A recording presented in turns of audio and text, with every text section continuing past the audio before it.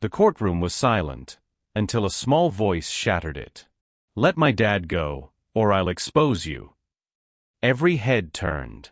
A 12-year-old boy, leather jacket, scraped knuckles, eyes far too old for his age, stood facing a room full of power. Judges, agents, reporters, men who believed they owned the truth. They laughed. A cold, bitter kind of laughter that fills the space between arrogance and guilt. They saw a child of a biker, not a boy standing up to the machine. But what no one in that room knew, not the judge behind the bench, not the prosecutor smirking into his notes, was that the kid wasn't bluffing. In his backpack sat something stronger than every lie in that courtroom. Proof. And in exactly 3 minutes, the truth was going to explode. Before we go any further, I want you to think about this moment. A child, standing alone against power, and no one believes him. Now ask yourself, what if it was your father? Your family? If you believe that truth should never bow to power, if you believe the innocent deserve a voice, then share this story. Subscribe, not for me, but because I want to see how far this truth can ride with your help. Let's see how many people still believe that justice is worth fighting for. Because to understand how a 12-year-old brought a government to its knees, we have to go back 3 days earlier, to the moment it all began. Morning light slid across rows of chrome and steel, catching the edges of every curve like fire waking up on metal. The world was still half asleep, but here in the yard of the Steel Vultures, the day had already begun. Men who had seen too much of war and not enough of peace moved with quiet purpose, patching worn leather, tightening bolts, filling the air with a low hum of engines being tuned. It wasn't just noise, it was communion. Every rev, every spark, spoke of loyalty older than their scars. They were brothers, bound not by blood but by road and battle. Some had served together overseas, others had found each other after losing everything else. Together they built their own kind of family, one that rode hard, stood tall, and looked after its own. Around a smoldering fire from the night before, laughter lingered like smoke. Stories from the road turned into legends, and the smell of burnt coffee mixed with oil and gasoline. To outsiders, they were outlaws. To each other, they were home. At the center of it all was Peter Cole, Ironhand. Broad-shouldered, calm, his hands rough from both combat and rebuilding broken machines. He didn't talk much, but when he did, the others listened. He had the kind of presence that made men straighten their backs without knowing why. When he placed his hand on a shoulder, it meant something. Respect wasn't demanded here, it was earned. And Ironhand had earned more than most. The Vultures lived by a code, loyalty before law, brotherhood before breath. They fixed each other's bikes, buried each other's dead, and carried the scars of battles no one else cared to remember. Beneath the grit and grease was something sacred, a fragile piece carved out of noise and chaos. For a few moments, it almost felt eternal. But deep beneath the warmth of laughter and the comfort of routine, a faint unease stirred, like thunder rolling miles away. No one could hear it yet, not over the sound of engines warming. They thought they were untouchable, that their brotherhood was enough to keep the world out. Every brother trusted Ironhand completely, until the day the sirens came. Before Ironhand was a leader, before the leathers and the roaring engines, there was a soldier. His real name, Peter Cole, was the kind that ended up carved into metals long before it ever made it onto a biker's patch. The desert had shaped him long before the road did. Heat, dust, and the smell of gun oil had been his world once. He'd watched men break under silence, seen courage fade into numbness, and learned that sometimes survival meant holding the line long after the orders stopped making sense. He came home with more scars than stories and found a world that didn't know what to do with him. The welcome he got was polite but hollow. The same hands that had carried brothers out of fire now trembled when they were idle. The war had taken away his fear, but it had also taken away his place. So he built a new one. Out of engines and steel, out of men who were just as lost as he was. They started small, fixing bikes behind a rundown garage, veterans with nowhere else to go. One by one they found each other, mechanics, medics, gunners. Men who still flinched at fireworks but came alive at the sound of a motor turning over. What began as a workshop turned into a brotherhood, a tribe of the forgotten who refused to be forgotten. They called themselves the Steel Vultures, not for death, but for survival. They were scavengers of the past, turning what was broken into something that could still fly. Ironhand led with quiet strength. He didn't preach or boast, he simply stood for something. When someone asked him once what the club was really about, he'd said it plain and without hesitation: "We fought for our country. Now we fight for each other." The words stuck, carved into memory like steel engraving. To every man who wore the vulture patch, that line was gospel.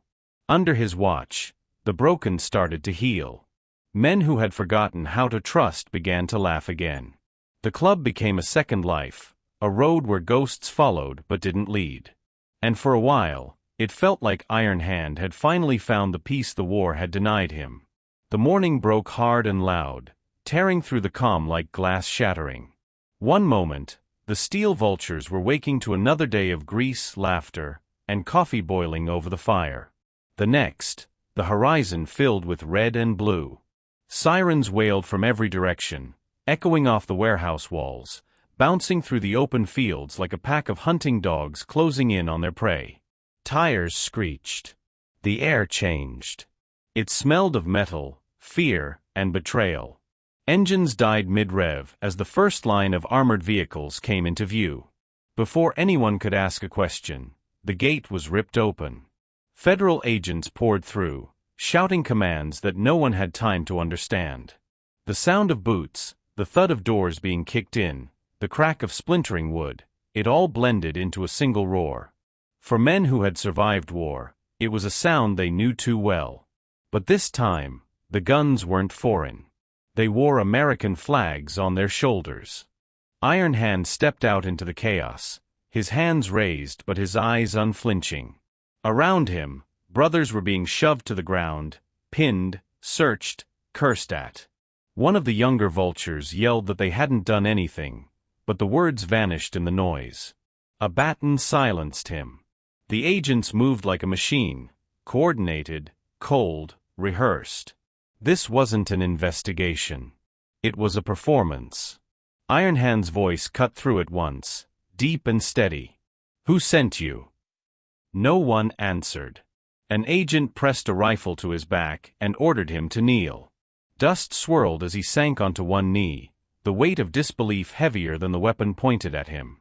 They read charges: arms trafficking, conspiracy, treason. The words fell absurdly between the sound of clanking cuffs. He tried to speak, but the agents were already dragging him toward the trucks. Inside the haze, a small figure stood frozen by the workshop door. Little Pete. His fists clenched, his throat too tight to cry out. Through the smoke of kicked-up dust, he saw his father being pushed into a van, the back doors slamming shut with a hollow echo that felt final. A voice shouted, "Secure all evidence." Another, quieter, slipped through the noise, barely audible but sharp as a knife: "Shut it down before it spreads."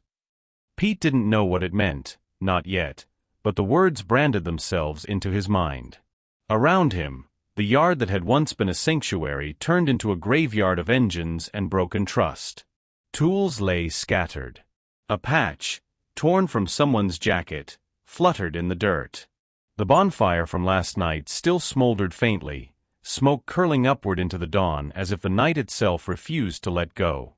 Ironhand caught sight of his son as they pulled him away. For a split second their eyes locked, father and son, soldier and child. He didn't speak, didn't have to. His look said everything: stay strong, stay quiet, stay alive. Then the van door slammed again, sealing him away. When the last of the sirens faded, silence returned, heavy and cruel. The Steel Vultures stood handcuffed in rows, their home dismantled around them.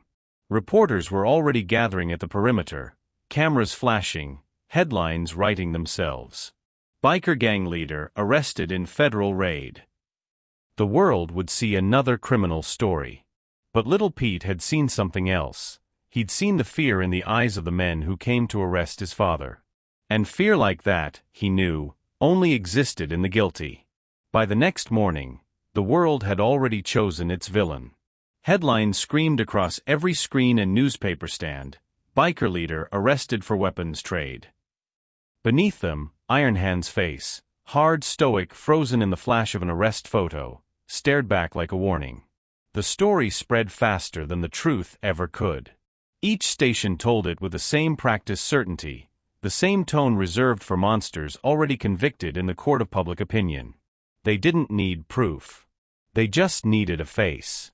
Reporters stood outside the ruined gates of the Steel Vultures' yard, shouting questions at handcuffed men who no longer had the strength to answer. Words like criminal, gang, and domestic threat poured from every broadcast. The truth was stripped down, twisted, and sold by the hour. Cameras captured leather and tattoos, but never the hands that built bikes for veterans who couldn't afford therapy, or the food drives they ran for families no one else remembered. To the world watching, they were a headline, nothing more. Inside a holding cell miles away, Ironhand sat with his wrists chained to a metal table, the fluorescent light above flickering like it couldn't bear to stay on him. A detective slid a folder across the table filled with photos of seized weapons, bank statements, falsified contracts, proof enough for those who wanted to see guilt, not truth. He stared at them without blinking. "You think I did this?" he asked. The detective only smiled and said, "You fit the picture." That was the point. Someone had built a lie with precision, and now it was working exactly as planned. Outside, little Pete watched the news from a diner window, the screen above the counter replaying the same footage over and over. His father in cuffs. The agents escorting him. The captions beneath calling the Vultures America's new underworld. Around him, strangers muttered things like "about time," and "those bikers had it coming." Each word felt like a nail hammered into something that was once whole. The other Vultures were released one by one, stripped of their colors, warned not to speak to the press. Some disappeared, others stayed, but all carried the same look, a mix of disbelief and shame. They had lived by loyalty, but loyalty meant nothing to a world that only saw what it wanted to see. That night, rain washed the yard clean of dust, but it couldn't wash away the silence. The fire pit was cold, the laughter gone. Little Pete walked among the wreckage, his small hand brushing over his father's empty chair. Somewhere far away, a television anchor's voice declared that justice had been served. He stared at the darkened sky and whispered to no one, "Justice hasn't even started yet." Time became a weapon. It wasn't just the charges that crushed Ironhand, it was the clock. The government wanted the case closed before the dust of the raid even settled. While the media replayed his arrest on an endless loop, behind locked doors the machinery of power moved fast, cold, and efficient. No investigation. No questions. Just a schedule. A single calendar hung on the wall of the federal office handling his case. A red circle marked the date of the trial, only 3 days away. 3 days to gather evidence. 3 days to prepare a defense. 3 days to bury a man who had spent a lifetime standing up to the wrong kind of power. It wasn't justice, it was cleanup. Ironhand sat behind glass in the detention center, the chain around his wrist rattling each time he shifted. Across from him, a public defender flipped through papers with the disinterest of someone already defeated. "They're fast-tracking this one," he muttered without looking up. "Orders from above." Ironhand's jaw tightened. 3 days, he said quietly. "That's not justice. That's execution." The lawyer didn't answer. He just gathered his things and left the room. Through the reinforced glass, Ironhand caught his reflection, eyes hardened, face older than it had been 3 nights ago. He had faced fire before, but this was different. You can't fight what hides behind a badge and a briefcase. He leaned back, staring at the ticking clock above the door, every second heavier than the last. Back in the small trailer where he and his son had lived since his wife passed, little Pete sat at the kitchen table. The room was filled with silence, so thick it seemed alive. On the counter, A small TV played the evening news. The anchor's voice dripped with authority, listing charges that sounded rehearsed. The boy stared at the screen until the words blurred, then looked at the phone lying beside him. He'd tried calling his father's lawyer, the courthouse, anyone, but no one answered. He finally whispered the question no one dared say out loud. Why so fast? Outside, the world continued as if nothing had happened. Neighbors avoided looking his way. The same people who once waved when the vultures rode by now crossed the street. It wasn't just betrayal, it was erasure. The world had decided who the villains were, and the truth had no place left to breathe. Pete opened one of his father's notebooks. Between sketches of bikes and old service notes, he found a phrase written again and again in bold strokes: "Ride for what's right." His father's handwriting, heavy and deliberate, seemed to speak directly to him. That night, as the sky sank into darkness, Pete couldn't sleep.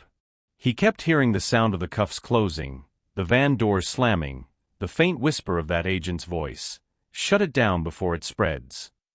The words looped through his mind until they became something else, not a threat, but a challenge. He pulled his father's old laptop from beneath the couch. The screen flickered to life, casting pale light across his face. Files, photos, fragments of a life built on loyalty filled the desktop. Somewhere in that machine, in the mess of data and memory, he was certain the truth was hiding. He didn't know what he was looking for yet, but he knew he had to start. As the minutes turned into hours, the trailer filled with the rhythmic sound of keys tapping. Outside, the wind pushed against the thin walls, carrying the faint growl of a distant thunderstorm. Inside, little Pete leaned closer to the glow of the screen, determination slowly replacing fear. He thought of his father sitting in that cold cell, of the men who called themselves his brothers now scattered and silent, and of a government that could destroy a man's life in less time than it took to fix a bike. He wasn't old enough to drive, but he was old enough to understand that some rides don't need engines, they just need courage. The cursor blinked at the top of a blank document. Pete typed the first words of his mission, simple but unshakable. Find the truth. The clock on the wall ticked louder, marking the hours slipping away. In 3 days, they would try to bury his father. But in that small trailer, with nothing but a flickering screen and a heart full of resolve, little Pete had already begun to dig. The Steel Vultures moved fast, desperate to protect one of their own. In the days following Ironhand's arrest, their once proud unity turned into restless panic. The sound of engines that had once symbolized freedom now carried fear. They gathered in the back of a smoke-stained bar at the edge of town, the kind of place where loyalty used to be currency. The air was thick with frustration, beer, and unspoken defeat. They were men built for open roads and honest fights, not the invisible kind being waged in courtrooms and offices. Grim leaned across the table, his hands still stained with oil and anger. "We've got friends in the city," he said, voice low but shaking. "People who owe us favors. Cops, reporters, maybe even a judge or two." The others nodded because hope, even false hope, was better than silence. They started making calls that night, whispering into burner phones, reaching out to old connections who used to ride the line between the law and the streets. But each call ended the same way, with polite voices that turned cold as soon as Ironhand's name came up. By the second day, the rejections became insults. "You boys should stay out of this one," one contact said before hanging up. Another laughed outright. "The government's got your man locked tight. You try to pull strings on this, you'll hang right next to him." Even old allies avoided them in public, afraid to be seen near men whose names had made national news. Every door that used to open for the vultures was now barricaded with fear. Back at the bar, the men sat around in silence, staring at the pool of amber light spreading across the table. Their jackets, once symbols of pride, now felt heavy, almost dangerous to wear. The walls seemed smaller, the laughter gone. Someone finally broke the quiet. "They've already buried him," muttered Diesel, his voice rough with exhaustion. "We just haven't seen the dirt yet." Outside, The town that had once cheered them now looked the other way. Neighbors who used to wave from porches drew their blinds. The news played in every shop window, looping Ironhand's mugshot over words like gang, weapons, and danger to the community. The truth had been rewritten in bold letters no one dared to question. That night, a few of the older vultures drove to the city, hoping to find someone willing to talk. They came back hours later, empty-handed. No bribes worked. No threats scared anyone. It was as if a wall had gone up overnight, built from silence and orders passed down from somewhere higher than any of them could reach. The system wasn't just against them, it had already decided the ending. Inside the bar, the tension broke into anger. A bottle slammed against the floor. "All these years," Grim shouted, "we took care of people, we kept this town clean, and the second they need a villain they choose us." The others didn't answer. There was nothing left to say. Their leader was gone, their reputation shattered, and every attempt to fight back only made them look guiltier.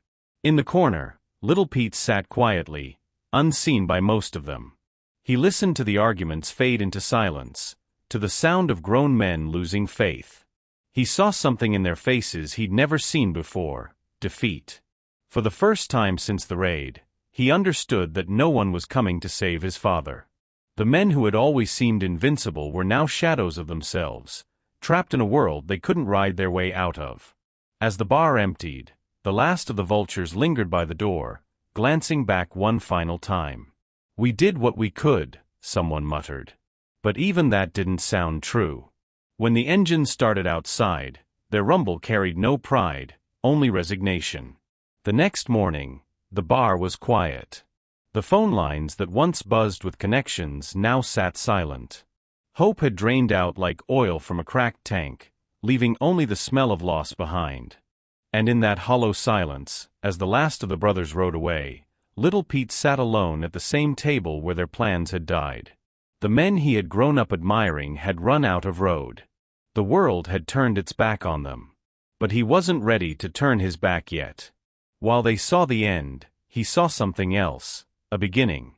The fight wasn't over, it just needed someone else to start it again. The house was quiet, the kind of quiet that comes after loss, a heavy silence that seemed to hold its breath. Outside, the world had already moved on. The reporters had left, the neighbors had closed their doors, and the Steel Vultures had disappeared into their own corners of guilt.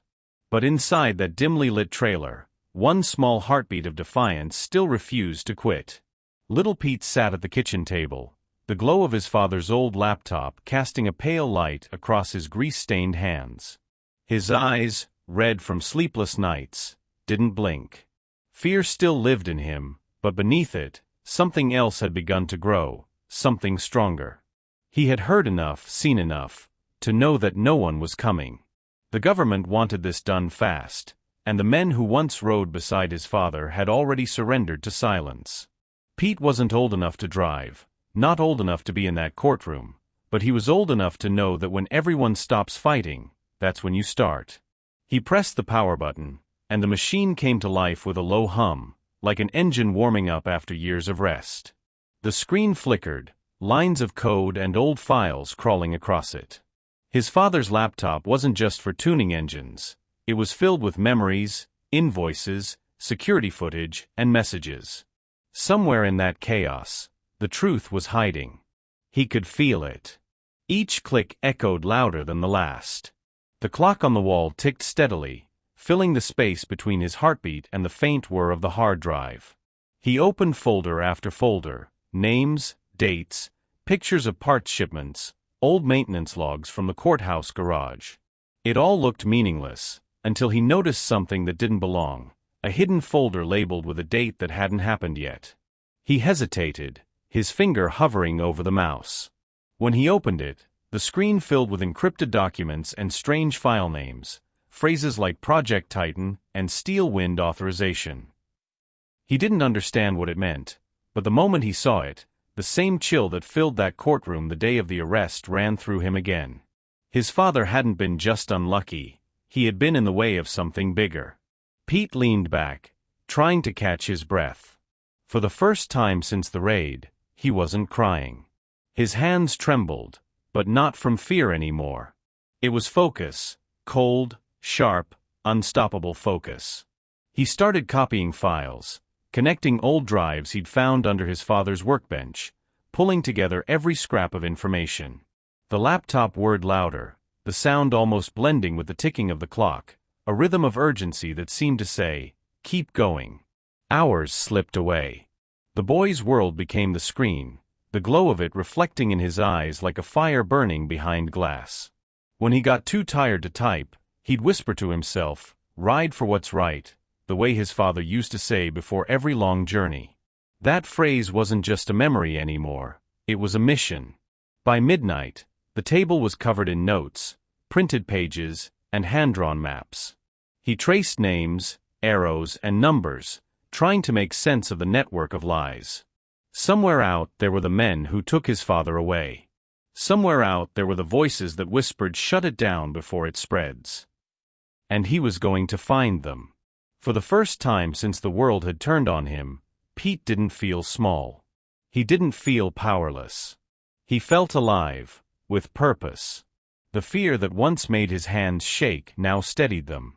Every tick of the clock was another reminder that he had 3 days to bring his father back. The lamp beside him flickered once and went out, but the laptop's glow didn't fade. It lit his face in blue and silver, like a ghost of the road calling him forward. Outside, thunder rolled in the distance, quiet but certain. Somewhere deep down, he knew this was the start of something he couldn't stop, even if he wanted to. And to everyone watching this story unfold, ask yourself one question. If the world took away someone you loved, if the truth was buried under power and lies, would you fight to uncover it? If you believe that even one small voice can challenge corruption, share this story. Subscribe if you still believe in justice. Because maybe, just maybe with your help, this truth can ride farther than any engine ever could. The night had settled thick over the trailer, the kind of darkness that muffles even the wind. Outside, the rain had stopped hours ago, leaving the air heavy with the smell of damp earth and oil. Inside, little Pete had finally given in to exhaustion, his cheek resting against the table beside the glowing laptop. Pages of notes and printouts surrounded him like a paper fortress. The clock on the wall ticked faintly, steady, almost gentle. For the first time in days, there was peace. Then came the sound. Soft at first, a metallic creak, like a hinge testing its own patience. Pete's eyes flicked open. He didn't move. He wasn't sure if it was the wind or something else, but the next sound left no room for doubt. The door groaned, slow and deliberate. Heavy boots pressed against the floorboards, one step at a time. Each footfall sent vibrations through the table. Whoever it was, they didn't belong there. Pete's breath caught. His heart began to pound, so hard he was afraid it would give him away. He reached over and shut the laptop without making a sound, the room plunging into near darkness. The only light came from the faint moonbeam slicing through the curtain. Then glass shattered. The sound wasn't loud, but sharp, controlled. Someone was breaking in like they'd done it before. He slid silently off the chair and crawled beneath the table, pulling his knees to his chest. The shadows shifted. The boots moved closer. A flashlight beam swept across the wall, catching glimpses of his father's photos, his mother's old sewing kit, the outlines of the boys' drawings on the fridge. The beam paused on the table, illuminating the stack of papers and the still warm laptop. Pete could hear the man breathing. Slow. Calm. Professional. Not a thief. Not a stranger. Someone who knew what they were looking for. The drawer to the right opened with a clatter. Another sound. Papers being shuffled, drives being lifted. Pete's chest tightened. He wanted to scream, to lunge out and grab what was his, but something in the air, some instinct, told him to stay still. The intruder moved with the kind of precision that came from training. A soldier's movements. A government man's silence. The flashlight clicked off. The boots turned toward the door. The boy strained to see, his small body frozen between terror and instinct. Just before the man stepped out, a faint strip of moonlight caught his face for an instant. A square jaw, buzz-cut hair, and the faint glint of a badge clipped to his belt. Then he was gone. The door shut softly behind him. Pete waited. 5 minutes. 10. The sound of the car engine outside came and went, fading into the night. When he finally crawled out, his hands were shaking so badly, he had to grip the edge of the table to steady himself. The drawer was open, the external hard drive gone. His father's evidence, everything he'd found so far, was missing. The room smelled of cologne and cold air, the scent of intrusion. For a long time, he just stood there breathing, letting the silence press against him. Then he turned the laptop back on. The screen glowed weakly, casting his face in trembling light. He opened the small security app he'd installed 2 nights before, a precaution, just in case. He hadn't told anyone about it. Not even the gang. He clicked playback. The footage rolled, grainy but clear. The timestamp matched the moment he'd heard the door. The image showed the shadow moving through the room, deliberate and unhurried. The flashlight beam cut across the table, across the wall, and then, there it was, the man's face. Pete froze. He knew it instantly. It was the same agent who had shoved his father to the ground during the raid. The same voice that had whispered, "Shut it down before it spreads." His stomach twisted, but beneath the shock, something else began to burn. He replayed the clip again, slower this time, watching every movement, memorizing every detail. The man had taken the drive, but he hadn't seen the small black lens blinking faintly from beneath the shelf, the hidden camera that had recorded it all. Pete exhaled, long and shaky, the fear in his chest cooling into something sharper. Resolve. They were scared enough to come here. Scared enough to steal from a child in the dead of night. That meant he was close, too close for their comfort. The thought filled him with a strange calm.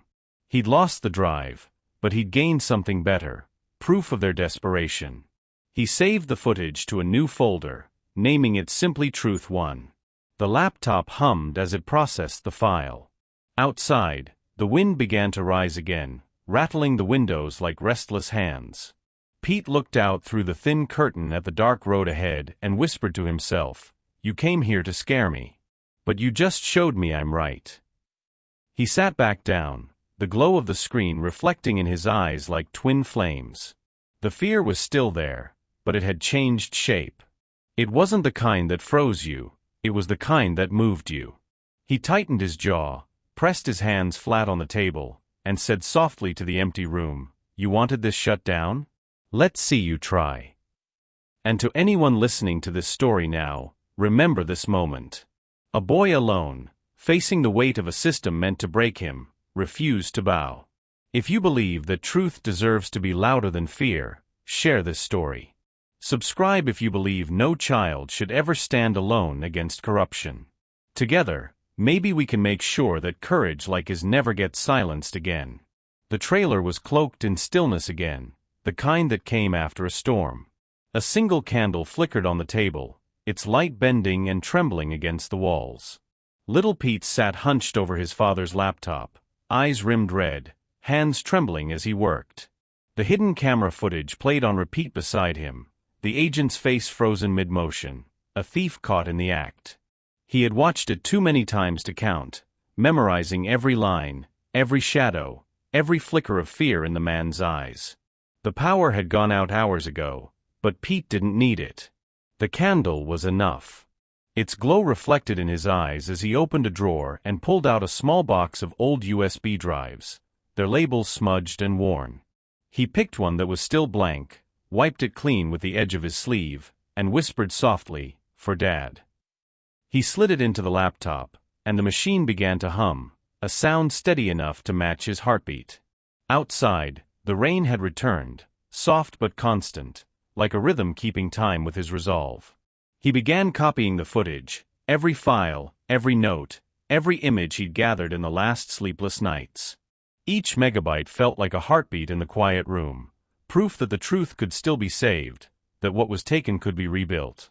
As the progress bar crawled forward, Pete's phone buzzed beside him.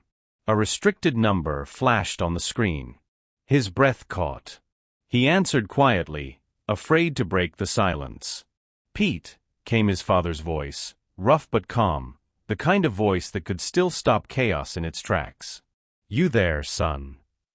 "I'm here, Dad," he said, his throat tight. "They think we're weak." For a moment there was only the sound of breathing, the static between two broken worlds. Then Ironhand spoke, his tone low, steady, carrying a weight Pete had missed since the raid. "Then show them what strength really means." The words settled deep, anchoring him. He didn't reply. He didn't need to. The laptop dinged softly. The copy was complete. He held the small USB in his palm, its label shining faintly in the candlelight. He closed his fingers around it like it was something sacred, something alive. In that quiet space between fear and faith, little Pete made himself a promise. They could take his home, his father, even his peace, but they would never take the truth. The visiting room smelled of bleach and tired air, the kind that never left no matter how many times it was cleaned. Fluorescent lights buzzed above the narrow glass partitions, washing everything in a colorless glow. Rows of phones hung beside thick panes of reinforced glass, where faces met but never touched. On one side sat Peter Cole, Ironhand, his wrists shackled, his posture unbroken. On the other, little Pete stood on the tips of his boots just to reach the phone, his small hand pressed against the cold barrier that kept them apart. For a long moment, they said nothing. The silence between them was full of everything that didn't need words: the fear, the longing, the quiet understanding that both knew the world had shifted and nothing would ever be the same. Ironhand looked older now. Not weaker but heavier, like time had settled unevenly on his shoulders. Still, when he finally met his son's eyes, there was a spark there, a steady flame that refused to die. Pete lifted the phone first, his voice low, almost trembling. "They're lying about you," he said. His reflection in the glass trembled faintly in the fluorescent light. "They said you ran guns, that you—" He stopped himself, the words breaking in his throat. "I know you didn't." Ironhand took a slow breath, then lifted his end of the phone. "Don't fight the storm, son," he said quietly. His voice carried the weight of a man who had already decided what pain he could take and what he couldn't stop. "Sometimes you just ride it out until it breaks." Pete shook his head, his hand pressing harder against the glass, small fingerprints blurring against it. "No," he whispered. "You always said, ride for what's right." His voice strengthened. "This is my ride."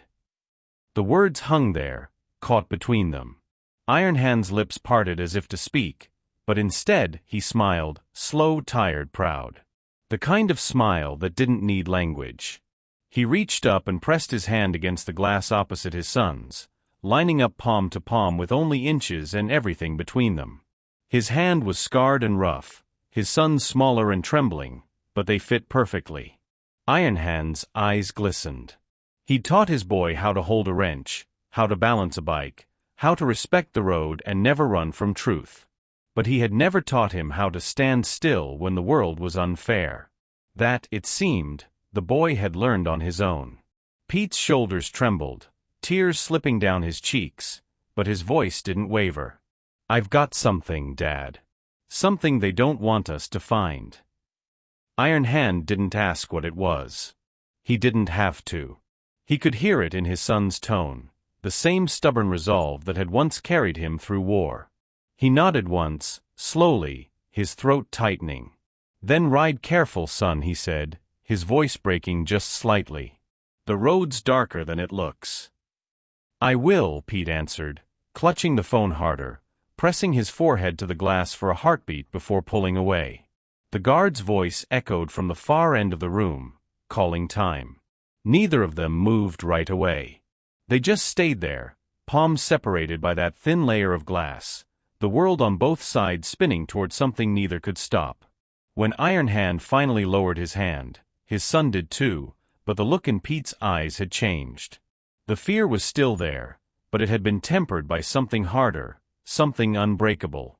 As he turned to leave, The reflection of his father's hand still lingered faintly on the glass like a ghost. The door opened, and the sound of the outside world rushed in, metal clanging, voices shouting, footsteps echoing through the hall. Somewhere far away, a judge's gavel struck wood, the sound sharp and final.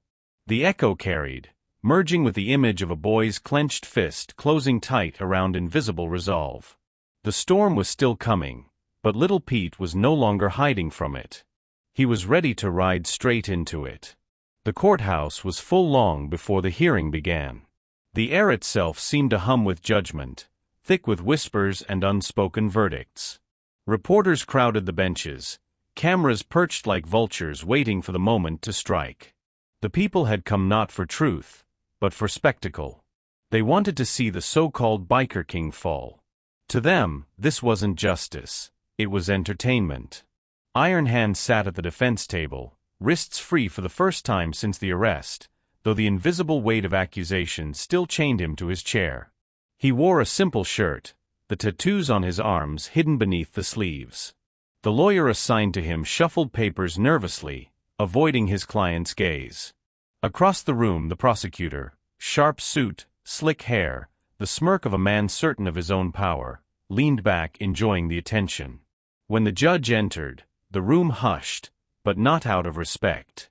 It was the kind of silence that comes before a public beating. The judge adjusted his glasses, looked over the stack of files before him, and sighed as if the outcome was already decided. He spoke Ironhand's name like it was something dirty, a word that shouldn't be said in polite company. The prosecutor began his opening statement with the confidence of a man who had already won. Every sentence dripped with condescension. He painted the Steel Vultures as a ruthless gang, criminals, thugs, men who pretended to be patriots while poisoning their communities. He pointed at Ironhand like he was pointing at a beast in a cage. This man, he declared, hid behind the mask of Brotherhood while trading weapons that could have endangered innocent lives. He calls it loyalty. I call it treason. A murmur of agreement rippled through the crowd. The journalists scribbled faster. Cameras flashed. Ironhand stared straight ahead, unmoving. Each accusation landed, not because it was true, but because it fit the story the world already wanted to believe. The prosecutor turned to the gallery, his tone softening just enough to sound righteous. Ladies and gentlemen, we all know what happens when the law looks the other way for people like him. Chaos. Lawlessness. The kind of corruption that erodes a nation. He paused, letting the words hang heavy in the air before adding, "We can't allow men like this to call themselves heroes." Laughter broke out from the spectators, soft at first, then louder, bolder. Even the bailiff smirked. Ironhand's lawyer tried to object, but was silenced by a sharp rap of the judge's gavel. "Order," the judge said, though there was no real conviction in his voice.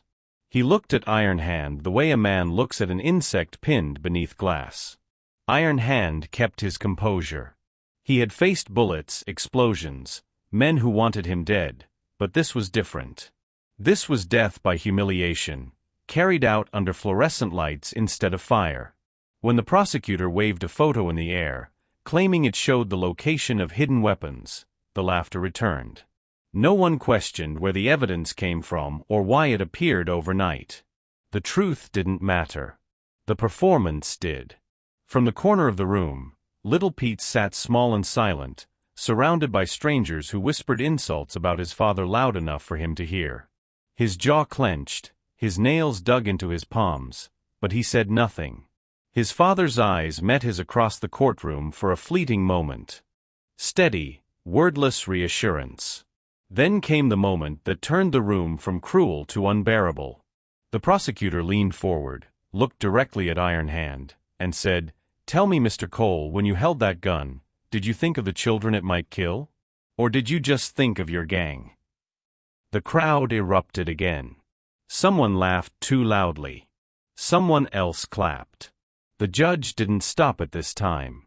The noise grew until the entire courtroom felt like a circus, every sneer and snicker echoing off the marble walls. Ironhand didn't answer.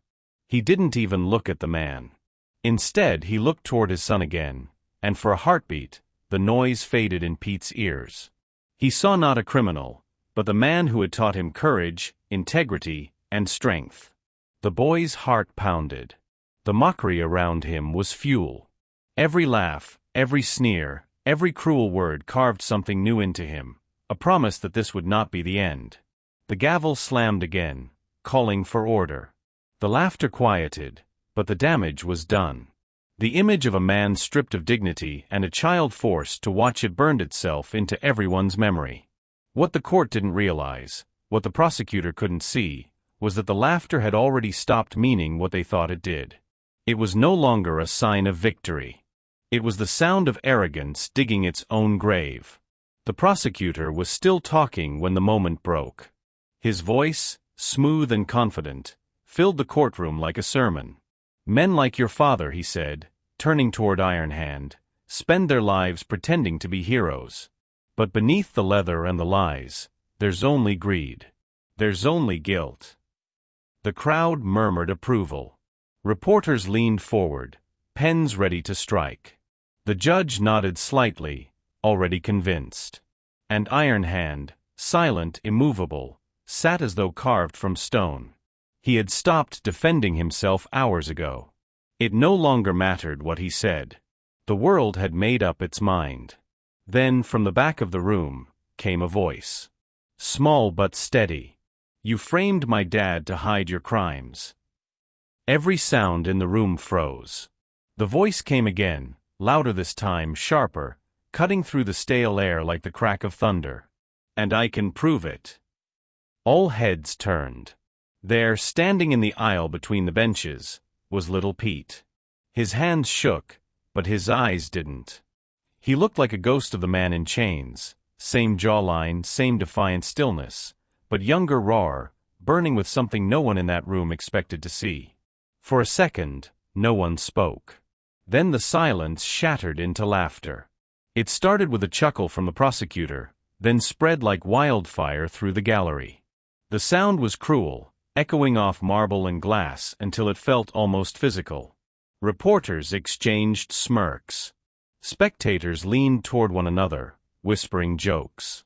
Even the judge couldn't hide a weary smile as he rubbed the bridge of his nose.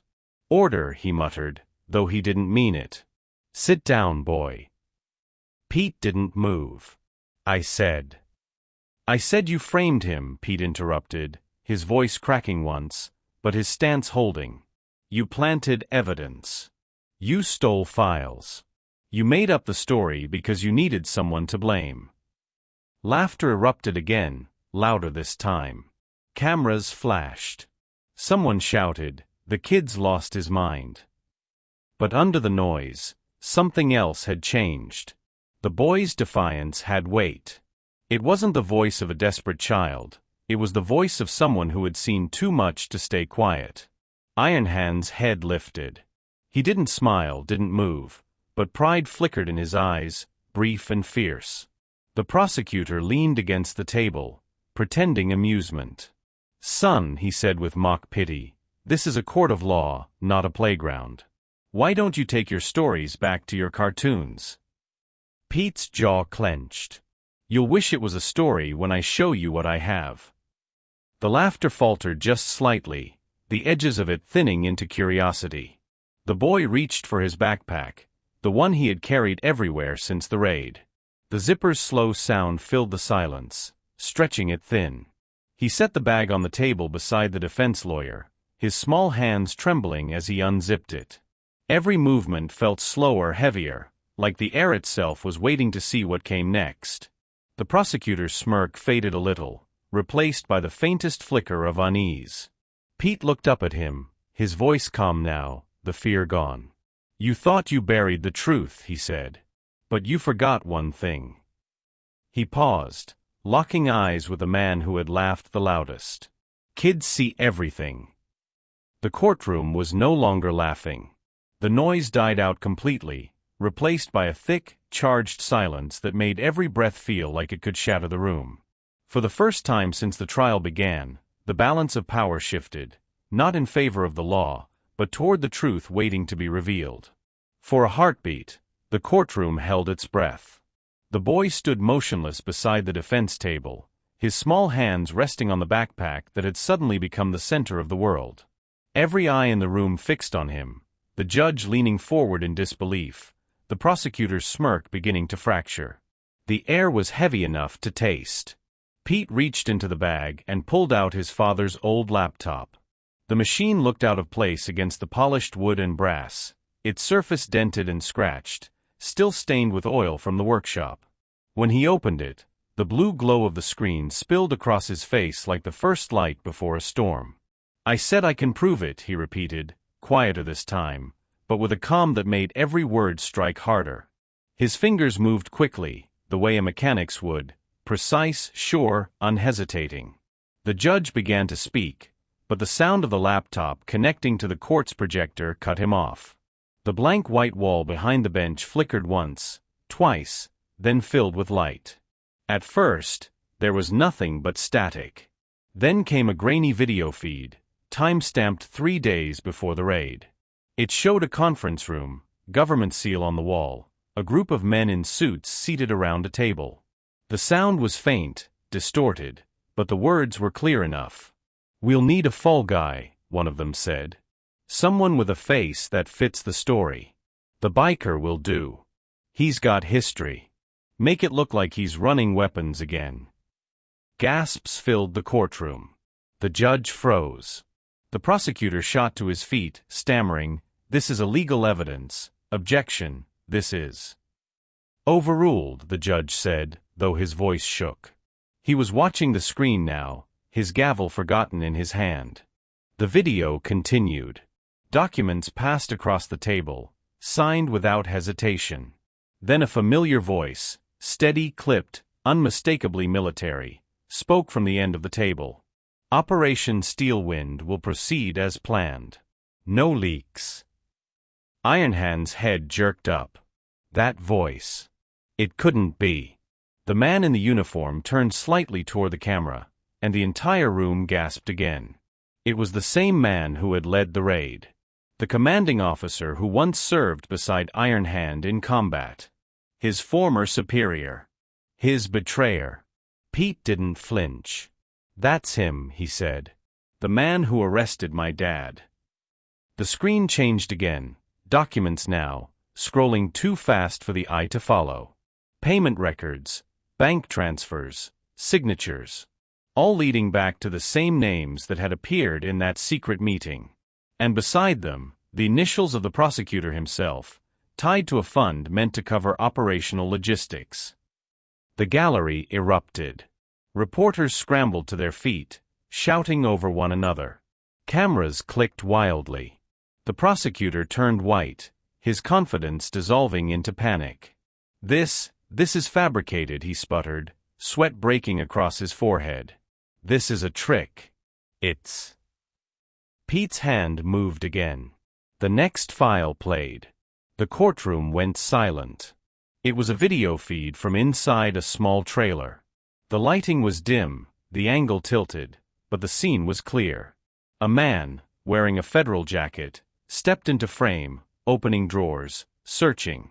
The same agent who had whispered during the raid, "Shut it down before it spreads." He reached into the drawer, pulled out a hard drive, and slipped it into his pocket. The recording ended just as he turned toward the camera, his face caught in perfect clarity. Pete's voice broke the silence. "He came into my house," he said. "He took what I found. He thought I was just a kid." The sound that followed wasn't laughter this time. It was chaos. Agents in the back of the room started shouting into radios. Reporters flooded the aisles. The judge pounded his gavel until the handle splintered, but no one was listening anymore. The truth had detonated, and the fallout was instant. Ironhand rose slowly from his seat, the chains of accusation slipping away in every direction. The prosecutor sank into his chair, speechless, the color drained from his face. The man he'd accused had said almost nothing, but his silence had become its own form of power. Pete stood where he was, watching it all unfold, his chest rising and falling like he'd just come up for air after drowning. For days he'd lived in fear of being ignored, of losing his father forever, But now, seeing the truth unfold on that wall, he felt something different. Not triumph. Not anger. Just release. The final file loaded automatically, a voice recording labeled Commander Briefing. The same ex-officer's voice came through, cold and deliberate. "If anyone asks," he said, "the biker took the fall. The kid won't matter. They never do." The words echoed through the room like a death sentence reversed. When the recording ended, silence fell again, but it wasn't the silence of disbelief anymore. It was the silence that comes when people finally see what they've done. The kind of silence that belongs to truth, raw and undeniable. Pete looked at his father. For the first time since the raid, Ironhand's expression softened. Pride flickered behind the years of grit and anger. The boy had done what grown men with power couldn't. He'd forced the truth into the light. And as the noise began again, agents shouting orders, reporters swarming, the prosecutor being led away, little Pete closed the laptop and whispered under his breath, "Ride for what's right." For a moment, even the storm outside seemed to still, as if the world itself was pausing to listen. The courtroom that had once echoed with laughter was now a chamber of stunned silence. The air felt heavier, charged, like the seconds after lightning splits the sky. The judge's gavel trembled in his hand as he tried to regain control, but the authority in his voice was gone. Every word caught in his throat. He looked from the frozen screen on the wall to the pale faces of the men who had just been unmasked. The prosecutor's hands shook as he reached for his papers, fumbling, desperate for order that no longer existed. "Mr. Cole," the judge began, his voice uneven, this court owes you," but he couldn't finish. The words dissolved. "How do you apologize to a man you tried to destroy? How do you undo a humiliation broadcast to the world?" Ironhand stood slowly. The chains that had once bound him to the table were gone. The guards who had flanked him moments ago stepped back, no longer sure who they were meant to protect. For the first time in days, he stood on his own feet, broad shoulders squared, gaze steady. He didn't look at the judge, or the prosecutor, or the reporters who now couldn't meet his eyes. He looked only at his son. Pete had not moved from his spot. His backpack still sat open, the laptop glowing faintly, a witness to everything. The boy's face was streaked with tears, but there was no weakness in it, only the fierce relief of someone who had carried the impossible and won. The silence broke when the doors at the back of the courtroom opened. Federal agents stepped in, but this time they weren't here for Ironhand. They were here for their own. The agent from the trailer, the man whose face had filled the screen minutes earlier, didn't even resist. His badge hung loose in his shaking hand as another officer cuffed him and read his rights. The once proud raid leader, Ironhand's former commander, was led away next, his uniform tarnished, his head bowed. The sound of the metal cuffs clicking closed was sharp and final, the sound of a lie collapsing under its own weight.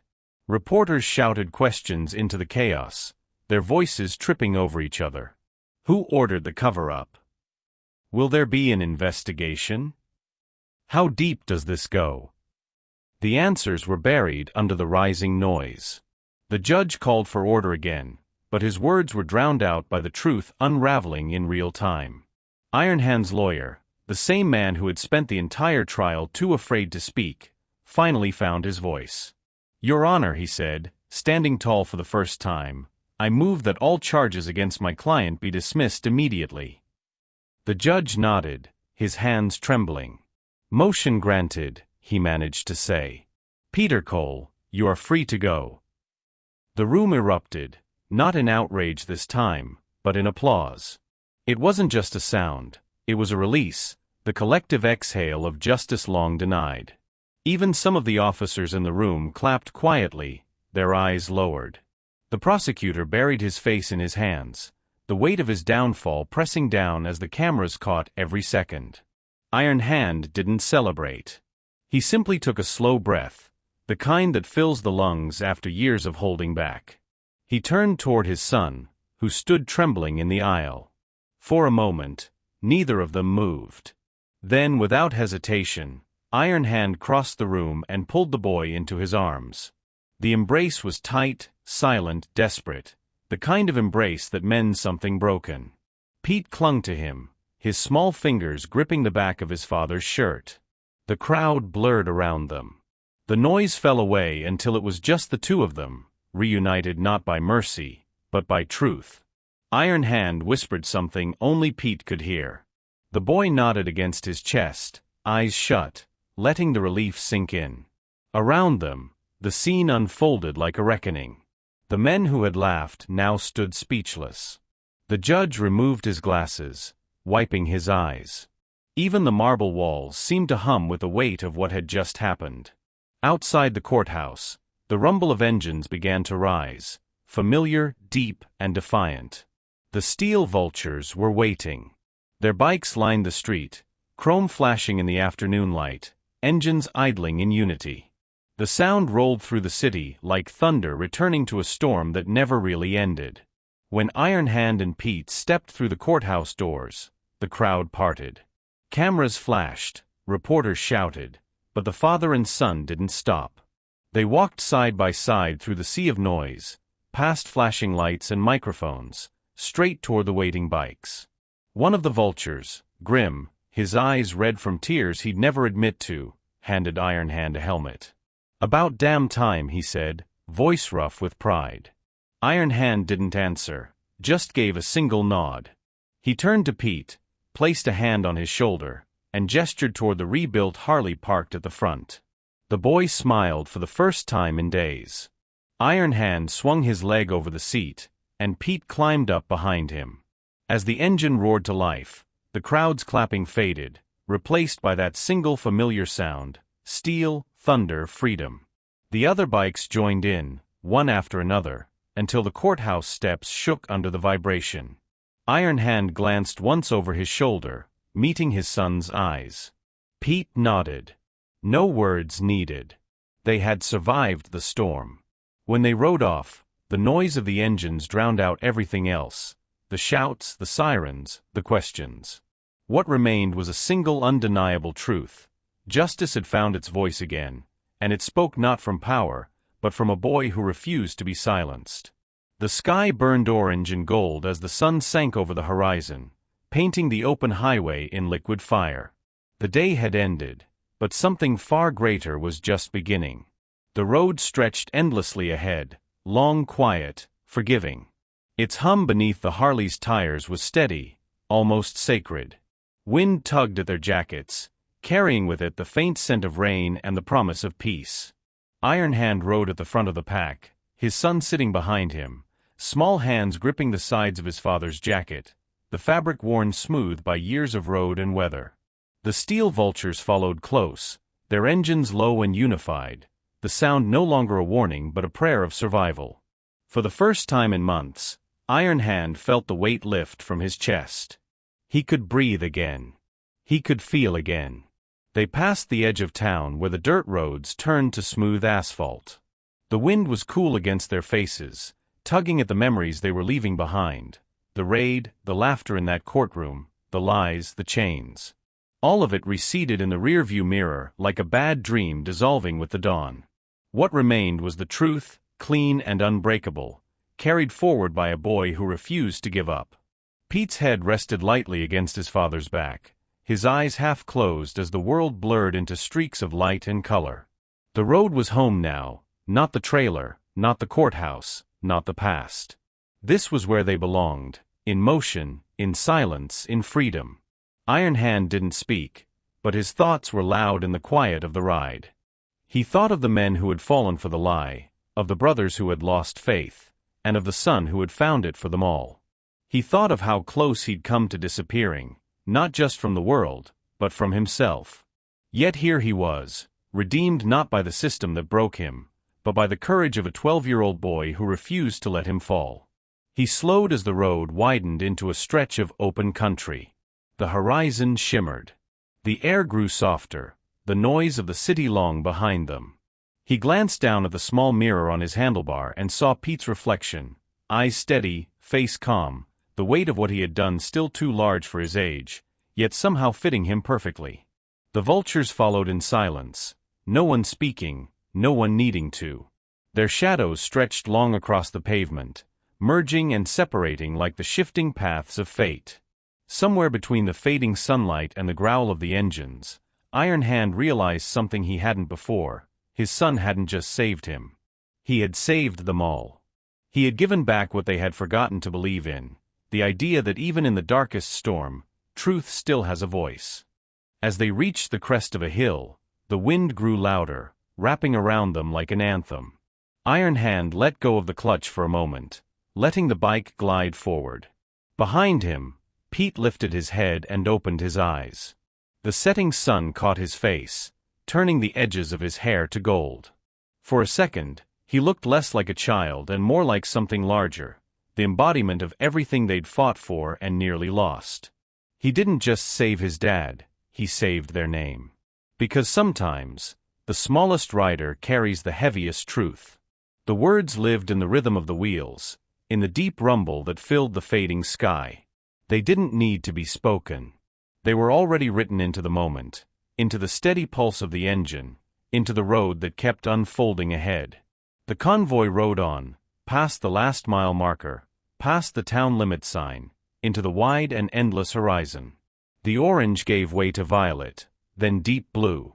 Stars began to appear one by one, faint and patient. The storm that had chased them for so long was finally gone. Ironhand looked up once, his eyes catching the first star. A quiet smile touched his face. He didn't believe in miracles, not in the kind that came from prayer or luck. But this was something else. A boy's courage. A truth too powerful to bury. A redemption that didn't need permission. The road curved west, the headlights stretching across the dark. The guitar music that had underscored their story faded into the steady thunder of engines, the heartbeat of men who had lost everything but found their purpose again. And somewhere in that sound, in that long ride into the night, a promise lingered, that truth, no matter how long it's buried, will always find a road home. If you still believe truth can outrun corruption, share this story. Let's see how far justice can ride. The engines fade into the distance, swallowed by the horizon. The screen darkens, leaving only the echo of the ride, freedom, truth, and the sound of justice rolling on. Thanks for watching.